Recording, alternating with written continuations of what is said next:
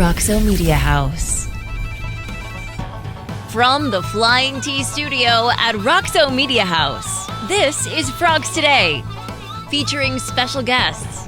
Frogs Today's very own TCU football insider, David Beaudin, men's basketball associate head coach, Tony Benford, and our headliner, former TCU quarterback turned pro, the legendary Kent Nix. And of course, we'll check in with our roundtable of experts.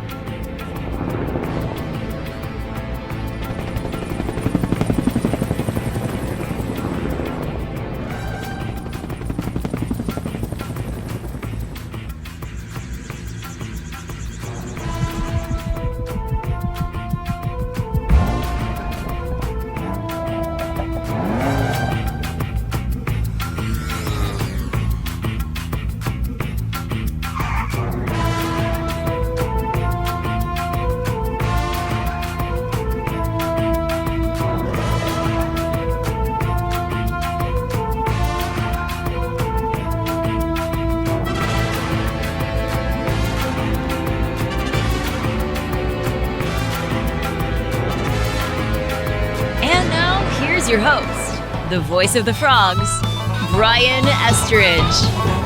Great to be back with you for another edition of Frogs Today. I'm Brian Estridge. We got a great show lined up, folks. Hey, I want to say big kudos to Elle and the gang who put together last week's Best of edition. How about that, huh? 12 weeks in, and we were able to slap together a best of. That means we were doing something right. But a great show last week. This week, we're going to try to continue to add to our next edition of best ofs. I took the week off last week, moved my folks into independent living, and I had to share this story with you. The first thing my dad wanted to do when he got to his new place was to make sure the television was set up so he could watch the College World Series. That was the number one thing we had to get done. And so I was thinking about the Horned Frogs. I didn't get a chance last week to talk to you about Kirk Saarloos' run in his first year, but what a great job. And unfortunate to fall down in College Station, obviously, and all the emotion that was around that. But what a great team this year ended up. Great season this ended up being for this team. It ended up being a great team. They got along well together, and I'm looking forward to the future now with Kirk Saarloos. So kind of winding things down, obviously, now that baseball's over with. But I tell you what, they had a huge football camp last weekend. Sonny Dykes' team will get started on August 1, so that's right around the corner.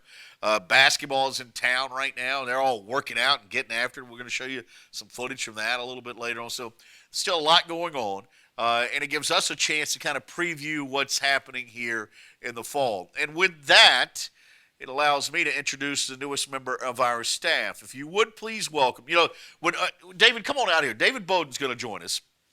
How are you, brother? I'm doing great. Glad you're here, man. Yes, sir. Good to be here. David is our football insider, and when we started Frogs Today, one of the things that we wanted to do was that we wanted to make sure that this was a one-stop shop for TCU athletics for you.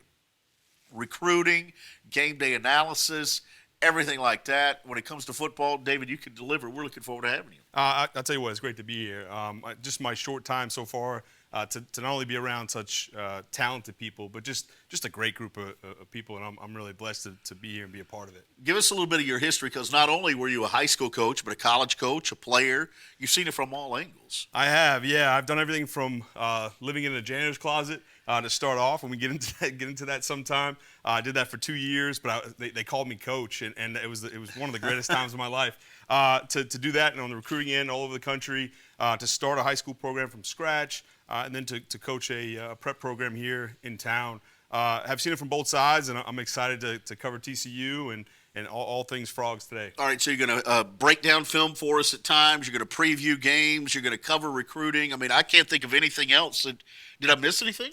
No, I think that's trying to do a deep dive on a lot of the schematic stuff and things that friends can share sitting around watching the game and act like you know what you're talking about and so that's the goal, and hopefully I know we're going to deliver on that, and so I'm excited to do. All right, good. I'm looking forward to having David on the team. You got to go to frogstoday.com to subscribe to get to David's stuff. But when it comes to recruiting and X's and O's and film breakdown and game previews, I'm telling you, this is where it's going to happen right here, and we're proud to have David on board with us. By the way, I'm going to make sure that he knows coming up on Saturday, Home Field Apparel is going to drop a new line of clothing. So be ready for this. Yes, sir. Some good-looking stuff. TCU is going to be finally part of the Home Field Apparel group. They're our sponsor this week. You can check them out at homefieldapparel.com. All right, we get started with the show. Maggie Hales in the newsroom gets us up to date on what's happening this week. Maggie. Thanks, Brian. Earlier this week, news surfaced that TCU assistant baseball coach Bill Mazziello would be traveling up to Ohio State to take a job as the head baseball coach.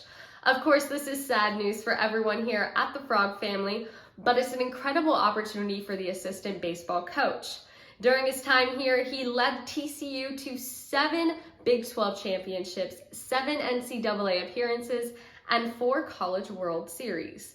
Good luck to him as he works on becoming a Buckeye. And earlier this week as well, Messiah Bright, TCU's very own women's soccer player, was called up to the U.S. women's national team in the age 23 division. She'll be traveling to Sweden over the summer, but she'll return just in time to come back for another TCU soccer season. Good luck to her as she travels to Sweden. That's all we have for you today. Now let's send it back to you guys in the studio. Welcome back in, ready to get the show started here today. One of Jamie Dixon's priorities in the offseason, obviously, he's going to continue to elevate this program, but he wanted to make sure that his staff was able to stay intact. And TCU stepped up for this guy big time. I'm so glad that he's back with us for hopefully a long, long time. The product of Hobbs, New Mexico. We got to talk about that later on. Tony Benford joins us right now, the associate head coach. Hey, how you doing, Coach? Brian? How you doing? Glad to be here. Good to have you, man. Have a seat. Appreciate it. This is, folks, you're going to get to know a little bit about Tony. This is one of the good guys in the world, one of the good guys in the business. I get the sense whenever I show up at practice, which is not enough, that you love basketball practice.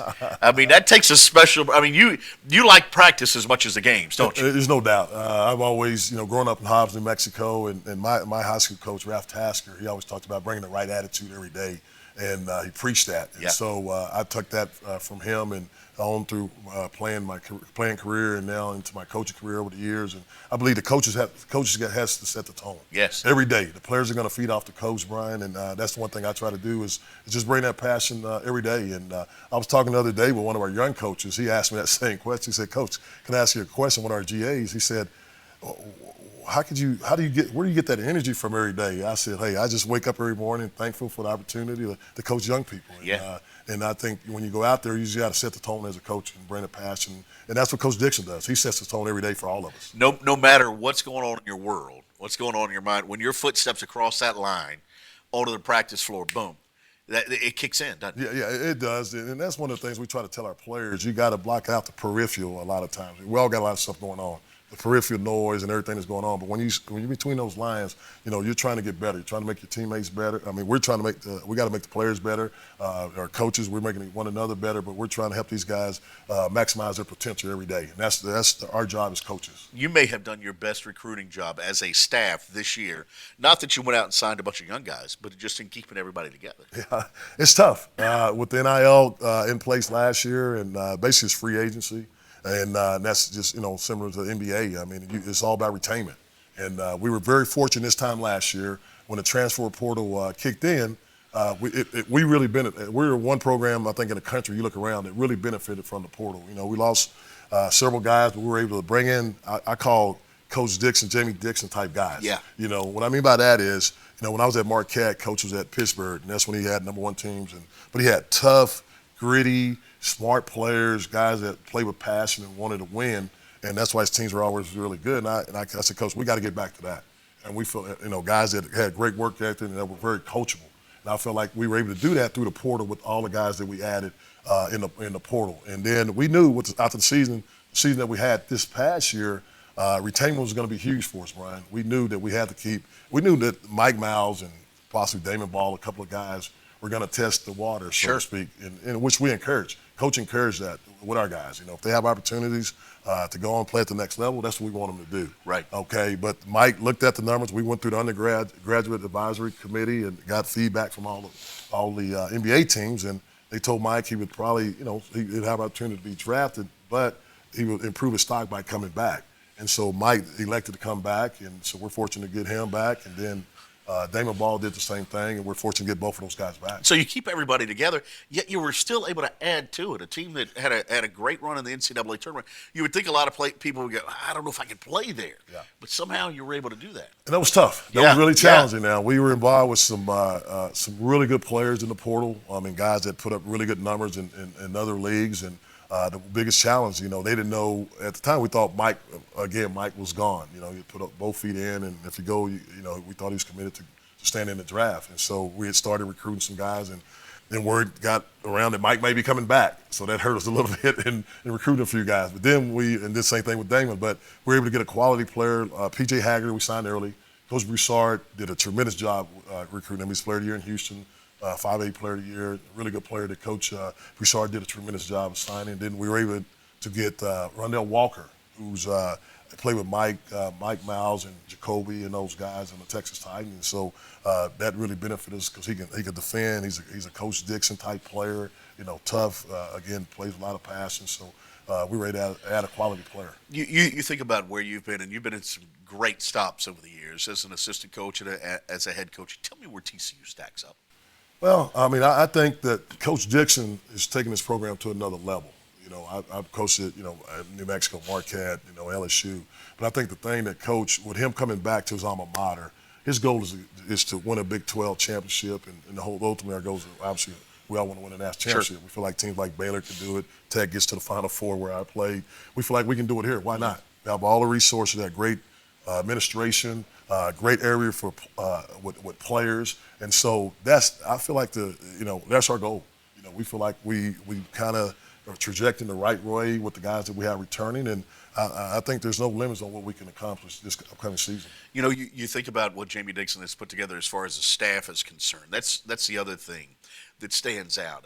All good guys, you all get along, everybody's on the same page. Yeah. That's odd at times in basketball. Yeah. That's tough. Yeah. That's tough. And I think that, we've all, I played against Coach, when I was at Tech, obviously he was here at TCU, and we've had a great friendship through the years, and Coach, and he was at Northern Arizona, I was at the University of New Mexico, so we kind of grew up in the business together, and we've always stayed in touch, and we talked about one day working together, and we competed against each other when I was at Marquette, he was at Pittsburgh, on the recruiting trail, but to be here and have an opportunity to work with him is special, and then Dwayne Broussard, who was at UCLA, who's from Houston, was a great friend, I've known him through the years. Jimmy McNeely was with me at Marquette, right. So we have a good group. Corey Santee, who's a legend here, yep. Thomas Monago. So we have a great staff, and we're very lucky to have a staff and the unity that we have on our staff. Let's go back a ways. You mentioned you're from Hobbs, New Mexico. What is it about Hobbs, New Mexico, and basketball? It's a hotbed of basketball. You look over the years, and it's generational folks who've come out of there. Why is basketball so important there? Well, that's a great question. It started with Coach Ralph Tasker, who right. was my high school coach, right. Brian. He was, at one time, the winningest coach in the history of high school basketball. Yep. Okay, he's in the Hall of Fame. And Coach Tasker, the one thing he made was investment in a small community. Hobbs, the population probably 30,000. But the one thing he did is from when I was in elementary school, my whole family played. My uncle played for him, my cousins played for him, we all played for him. Right. But anyway, he made an investment in a community from a basketball standpoint where even when we're in elementary, we're running the same system from elementary, awesome. Junior high, all the way to high school. It was the press. You probably heard of it. Yeah, everybody knows it. Men-to-men press for 40 minutes, yep. And so he just invested in the community. We had a summer league. A lot of teams don't do this. A lot of schools don't do this. In the summer, we have a summer league that we go in the morning. The morning league was for the younger kids, 10 to, I started 8 to 12-year-olds in the morning right. league. And then in the afternoon league, we bring in the junior high kids. And then he had the night league would be the high school kids. So he just had an investment throughout the 365 days a year in the Hobbs basketball. He was just a great role model for all of us, and it was a pleasure to play for Coach Tasker. He's the reason I got into coaching. Yeah, because of the way he treated us and what he did for that for Hobbs community. You know, when you think back on your career, and obviously there's a long time still to go, things are changing with the portal, with transfers, with the NIL. We're going to be okay? I mean, is it all going to work out okay, you think? I think so. It's changed, since I've been in it, going on 30 years now. Right, it's changed every year, like you're saying, but I think it's going to be fine. I mean, I'm for the players, the name, image, and likeness. Yep. I'm for the players getting paid. I think we got to put some parameters around it on different things, but I think it's great for our game and it's more competitive. I think you'll be able to see the quality of basketball improve because kids won't be making that jump to the NBA just because they have to make the jump. Now they can earn money in college now, which is going to be great, and I think it really is going to improve our game. What do you do outside of basketball? You got any hobbies? I mean, because I know you. You live, eat, and breathe it. Yeah. Like last night, I know you were watching the NBA Finals. But is there anything outside of basketball? Nah, that's a great question. My wife would like to have me home in the yard more. But right. I've just been blessed. Yeah. Coaching is something I've done my whole life, and I've been very fortunate to work for some great coaches and coach some great players and help guys mature through the years and just give back, because I had a lot of coaches pour a lot into me. Yeah. And so that's what I try to do with these young people is just try to teach them, the goals, they can reach all their goals if they work hard, have the right attitude every day, and just give great effort. You have a chance to be successful. One of the things that I judge coaches on is, and I jokingly say this when somebody asks me, hey, would you let your kid play for him? Mm-hmm. That's how I judge coaches. Yeah. I'd let my kid play for Tony Benford. Well, I appreciate that. I really appreciate you coming by here. Thank you. Thanks for all you do. Thanks for your time. Yeah, that's Tony Benford, associate head coach here. A lot more still to come, including our headliner, Kent Nix, the patriarch of TCU quarterbacks. He's going to join us when Frogs Today continues. Crooks, criminals, killers. These stories of crime and punishment in the 21st century Western society as told through the lens of retired Fort Worth Vice Cop Jake White and investigative journalist John Henry. Catch a new episode every Saturday anywhere you get your podcast or at signal51chronicles.com. Signal 51 Chronicles is a Roxo Media House production. The Flying T Club provides the everyday TCU fan and alum the ability to specifically support TCU student athletes. Flying T Club offers 3 levels of memberships. The Flying T Club is a nonprofit organization supporting the brand development of TCU student athletes through a series of unique event-based networking opportunities, which are exclusive to our members. These events provide a great social engagement tool for our members and student athletes alike. Follow them on Instagram at Flying T Club or online at flyingtclub.com. FrogsToday.com is the ultimate TCU sports fan community. Members enjoy exclusive content from inside the locker room, feature presentations, access to athletes, coaches, and alumni that are making headlines, and a live show featuring Brian Estridge. Join us and an interactive sports community full of Horned Frog fans now at FrogsToday.com. Frogs Today is a Roxo Media House production. Great conversation there with Tony Benford, the associate head coach for TCU basketball. We've been waiting a while, folks, for our next guest. We wanted the proper time to welcome him here to Frogs Today and give us ample time to visit.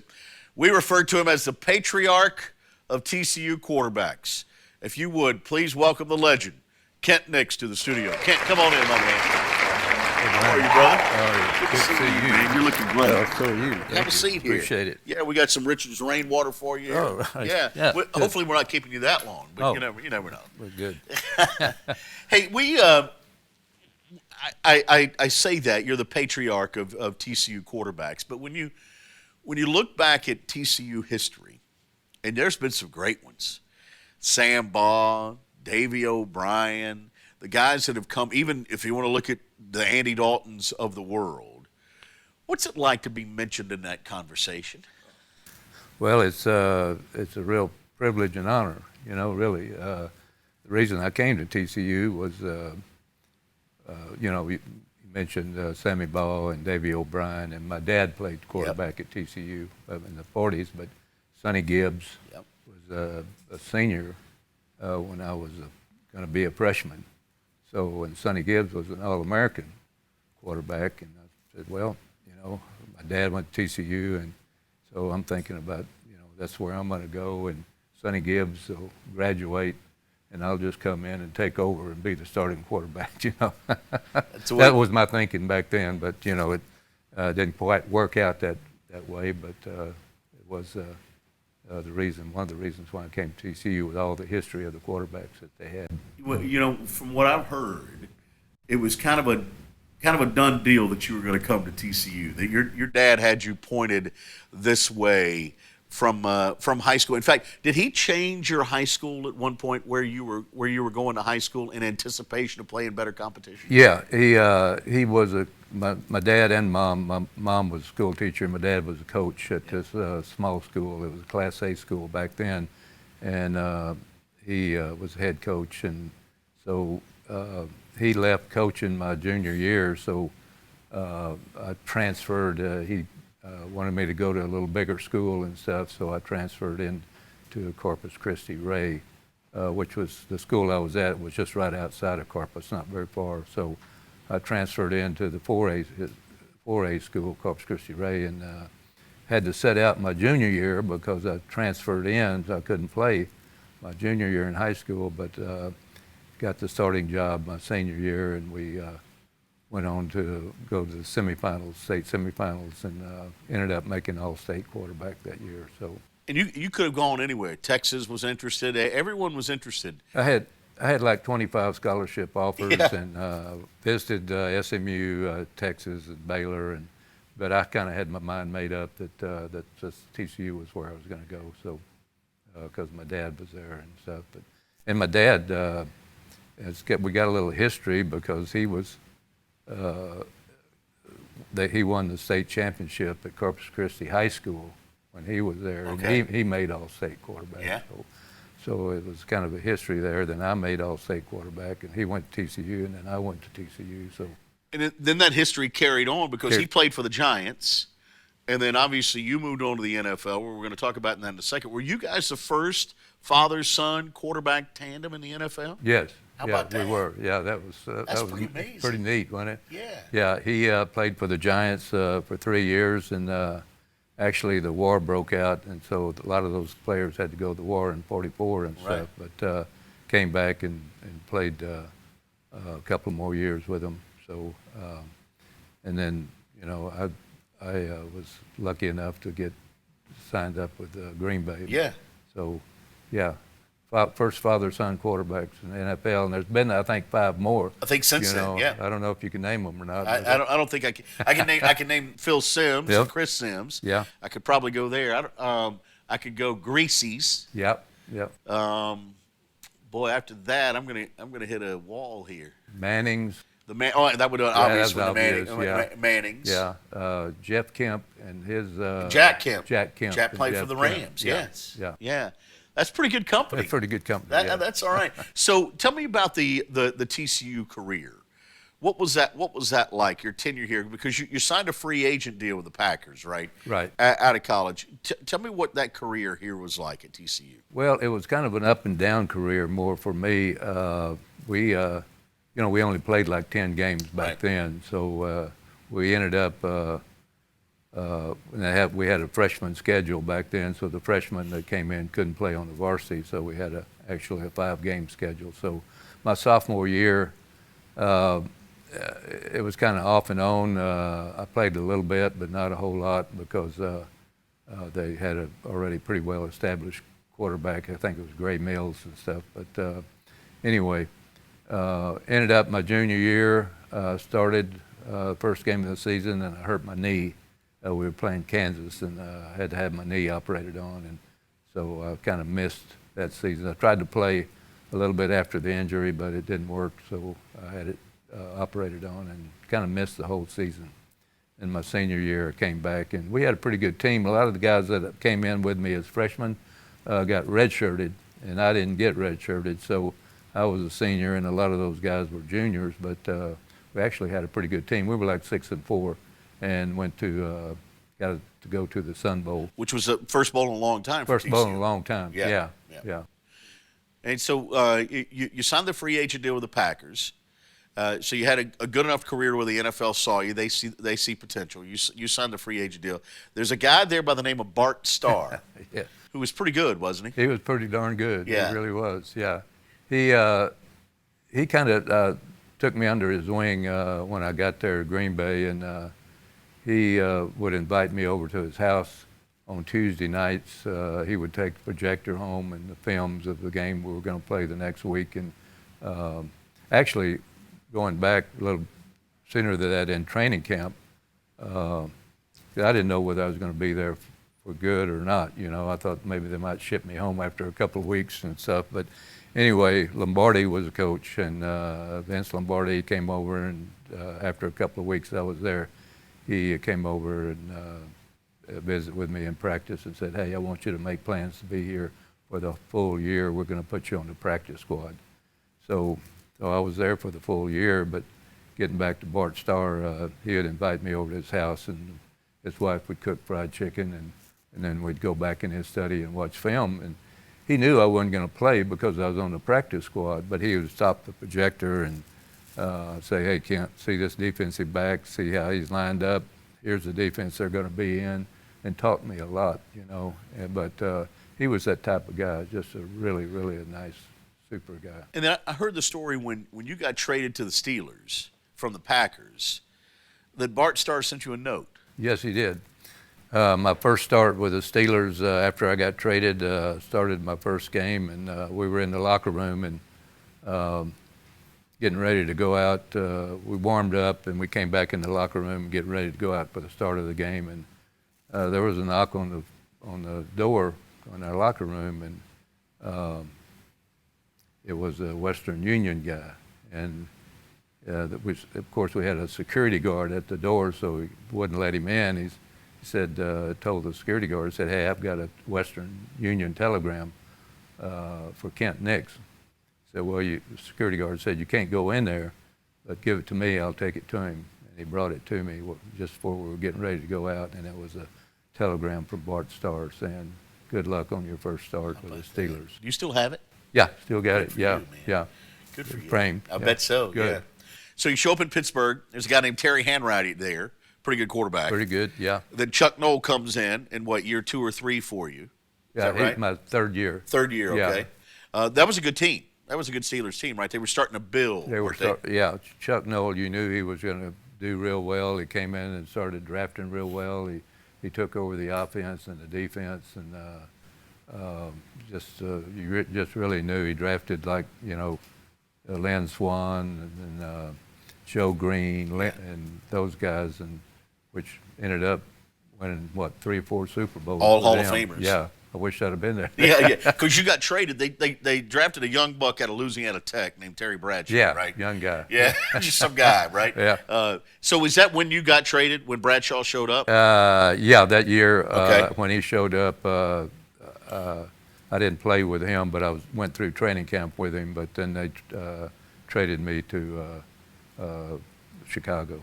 All right, and in Chicago at the time were Concannon, right? Jack Concannon and Bobby Douglas. Bobby Douglas from Kansas. Kansas, Yeah, right? Yeah, I left-handed quarterback, big, tall guy. Yes. Big guy. But just threw fastballs. Oh, it threw fastballs. I mean, if you were here me and you, it'd throw it 90 miles an hour. I remember that about Bobby Douglas. So you go to Chicago, and I heard a story about you guys were headed out on the West Coast to play the 49ers or the Raiders. 49ers, yeah. Okay. Yeah. And Dick Butkus decides he's going to change the shoes. Is this right? Yeah, that was a great story. But we were like 5-2 before we went out to play that game, and everybody was excited. Hey, Super Bowl's in our sights. We might be able to do something. So Dick Butkus was seeing a fortune teller through all this time, and the fortune teller was telling him what he needed to do and what the team needed to do, and so we could keep winning games. Right. So Butkus came over to me during the week, and I was. He said, no, he told Doug Buffone to tell me, go tell Nix that when we go out to San Francisco, if we're behind in the first half, he's got to change shoes. So Buffone came over to me and said, "Hey, bring 2 pairs of shoes. Bring your black pair and your white pair, because you might have to change shoes."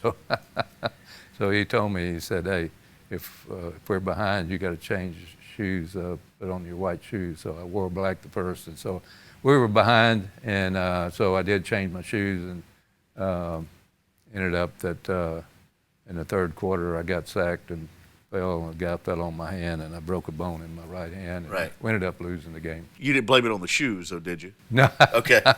Should have, probably. Yeah, you should have blamed it on the shoes. Yeah. How many years were you in Chicago? 2 years. 2 years Chicago. Yeah. Then Houston.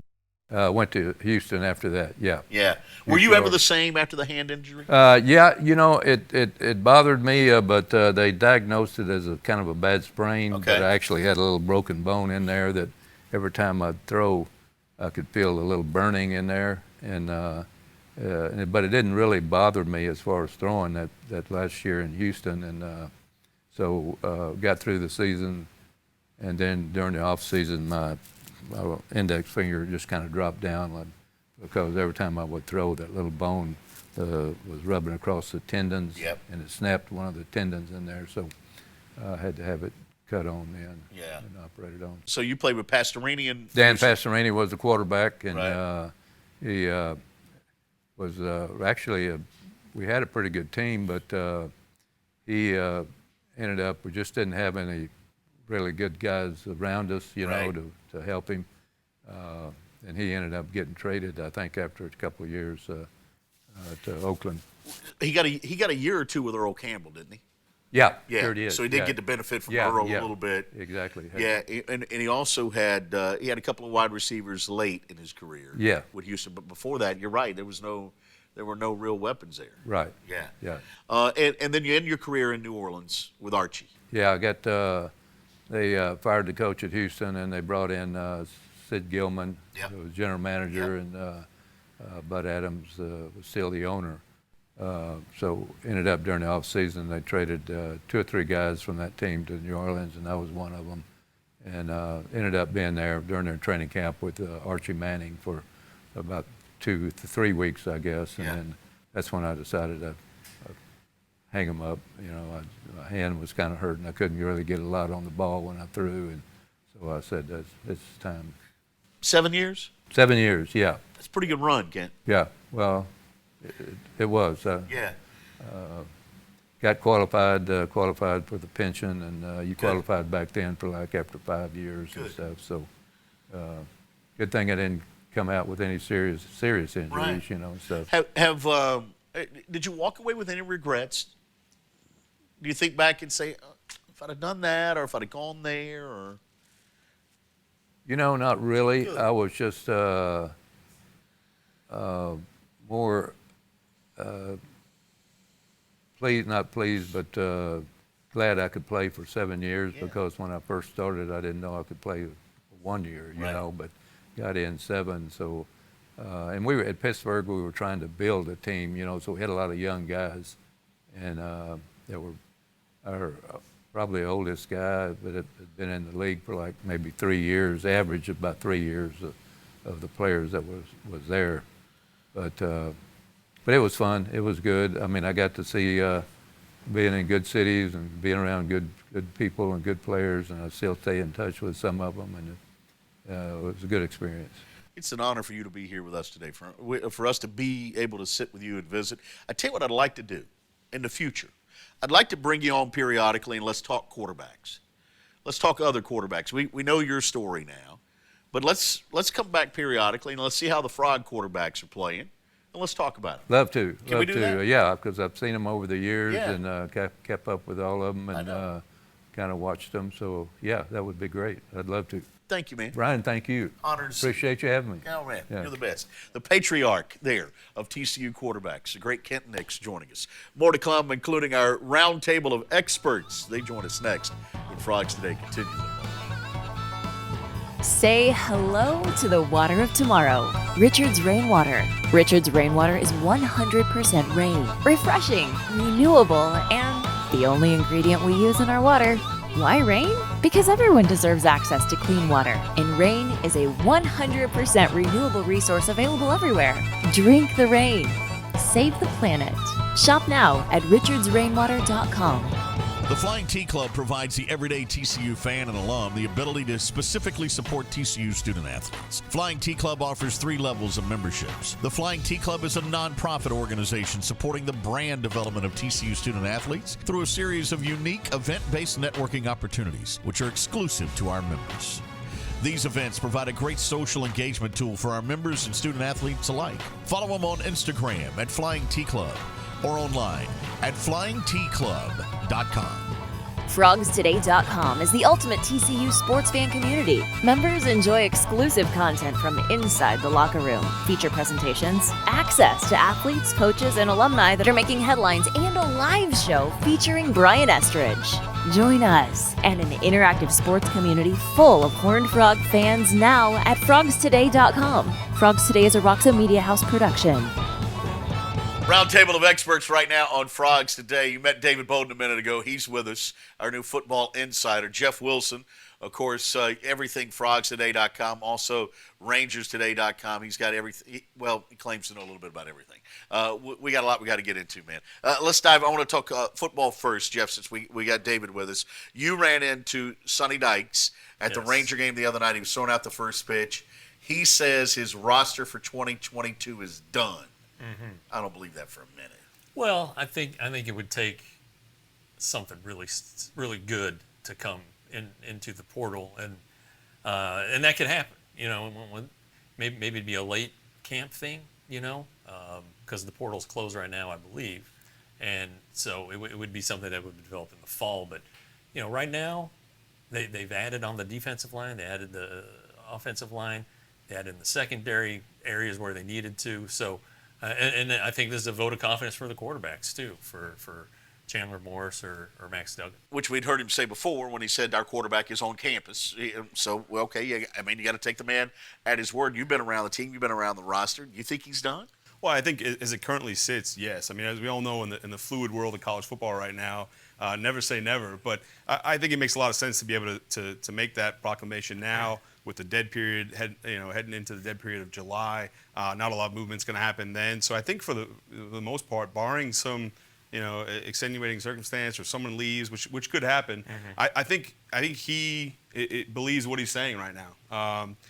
Could it change? Of course. But I think for the most part, what you see is what you get for 2022. Sure, some great player in August decides he's going to hit the portal, things, or somebody gets hurt. Yeah. Those things happen. NCAA is looking at a rule change, David. I want to talk to you as a former coach about it first because Jeff and I will laugh at it. And that is currently there's a restriction on the number of coaches that can be on the field at any given time. Right. It's limited to 10 or 12 or whatever it is. And they're talking about taking that limitation away. If that's the case, Nick Saban's going to have 85 coaches on the field, isn't he? I know, but he does it right now anyhow, right? Yeah. So now everybody else can. Okay. I think that's the other thing. But, right now they added the 10th full-time assistant in addition to the head coach. That was done in 2017. Yeah. And now they're talking about just taking the cap off entirely, just because it's really hard to govern. I mean, who's on the field, who's allowed at what time. There's so many different rules. And then they'll have some restrictions in terms of who can go out on the road and recruit, in terms of number of coaches, and they'll have someone reserve. I think is a good plan. But, yeah, at this point, just let it rip. I mean, so. I mean that makes sense, doesn't it, Jeff? I mean, you think about it. Who's counting? I guess at some schools there are compliance officers that are looking out there and just marking down the number of coaches on the field. I guess. I mean, I'm sure there's. You don't want that job. Hey, look, right. College football coaches are paranoid enough that they have somebody doing that. But if you look at a sideline during a game, you can't tell who's a coach or who's not. They all have team gear on. Whether they're a fan or a donor or somebody who's down there, who knows? So, this past year they've actually regulated a number of headsets. That's how they kind of try to put their thumb on it, who can use it. But I've heard of things, and not at TCU, but, in the past where the different music will play at practice when they know that, compliance is rolling through. And so that's when people kind of tail off. And there's I like that. So, I mean, there's a way around everything, right? Yeah. But, that's why I think where this is coming from is just, look. Plays head to the locker room. Yeah, real quick. Yeah. Right. Speaking of, they had a huge camp this past weekend. Kind of a different thing. It's with a bunch of schools, right? And it was successful, right, from what I'm hearing. Unbelievable. I mean, the energy was there from the minute they had, K104 over there, a live DJ. Yeah. I mean, something that you hadn't seen at TCU and maybe ever. Probably ever. Right. But it was interesting to me is not only schools from throughout the country, but including the Big 12. I mean, just about the entire the Texas Tech coaching staff was there, including Coach McGuire. And So that was interesting to me, but it's very collegial, and they got a lot out of it rolling into their official this past weekend. Yeah, it must work. Switch gears real quick, baseball. You've got the Combine this weekend for Major League Draft. That doesn't mean we watch it like we do the NFL draft necessarily, but it is important, isn't it? Yeah, and baseball is just unique in that a player can negotiate, be drafted and negotiate with a team up until the deadline and still decide to go back to school. So it's a no-risk thing for players to do. Riley Cornelio and Austin Krob are going to go check out their stock, talk to teams. It's like it was described to me as like speed dating.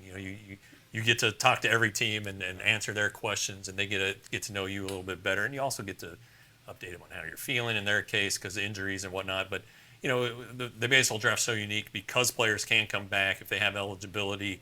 If you have multiple years of eligibility, you have more leverage. So it's interesting. It will give these guys a feel because, especially Krob's case, they're dealt with some injuries. Maybe his stock's better if he comes back and pitches a full healthy season. And with Bowden being a huge Red Sox fan, I had to bring up Matt Carpenter in the New York Yankees and the job that he's done in his first 10 or 11 games. Give us some sense on his success and how bad did the Rangers miss? Well, we'll get that in a second. Yeah. But the Yankees, all right? Aaron Judge right now. Yeah. Reggie Jackson. Yeah. Mickey Mantle. Lou Gehrig. Babe Ruth. None of them did what Matt Carpenter did. He hit 6 home runs in his first 10 games as a Yankee. All right. It's terrific to see. It's a resurgent, feel-good story. Yeah, the Rangers might have missed, but he got what he wanted from the Rangers. He got his swing in place, and when he talked to them about either going to the roster or getting out of his deal, he knew he was ready to hit major league pitching again. And so with his swing revamped, a team that needs him, and hey, he's taking advantage of it. Will he get paid in the future because of this? He's got to sustain it. He's basically an injury fill-in. I think he's worked his way into a permanent spot or a longer spot on the team. Yeah. But yeah, he's. I think he might have added a year or two to his career if he can remain a productive hitter. He doesn't have to hit 6 home runs every 10 games. But good for him. Yeah, very good for him. There's no one on this set who's known as a fashionista. I mean, if you think about it, all three of us are wearing gray slacks today. That tells you a little bit about where our mindset is, right? But coming up this Saturday is the launch of Home Field Apparel. We want you to check this out. It's a new partner here with us right now at Frogs Today. They got a great line of some cool apparel that we'll be able to debut next week. But this weekend, coming up on Saturday, is the launch of Home Field Apparel. All right, you go to homefieldapparel.com, and they're launching the TCU lines. First time the TCU stuff's been available. You're going to be one of the first ones to get it. Some really cool-looking stuff, and we'll have some here next week to show you. All right, thank you to Tony Benford for stopping by earlier. Also, the patriarch of TCU quarterbacks, of course, Kent Nix. For David Beaudin and Jeff Wilson, I'm Brian Estridge. Thanks for joining us this week on Frogs Today. Until next week, as we tick closer down to August 1, start of camp. That's right. It'll be here before we know it. We'll see you next week on Frogs Today. Have yourself a great week.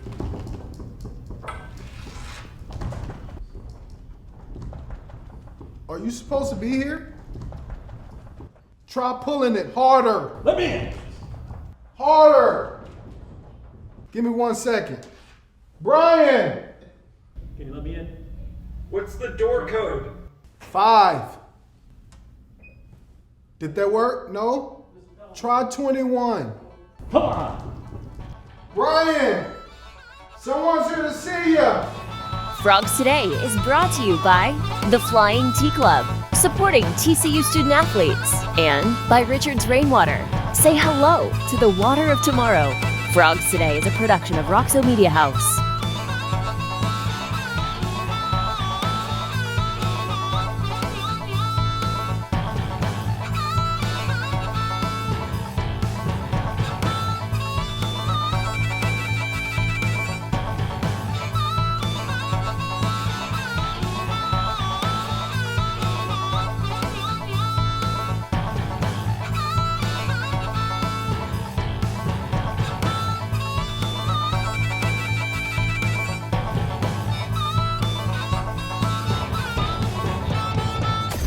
Roxo Media House.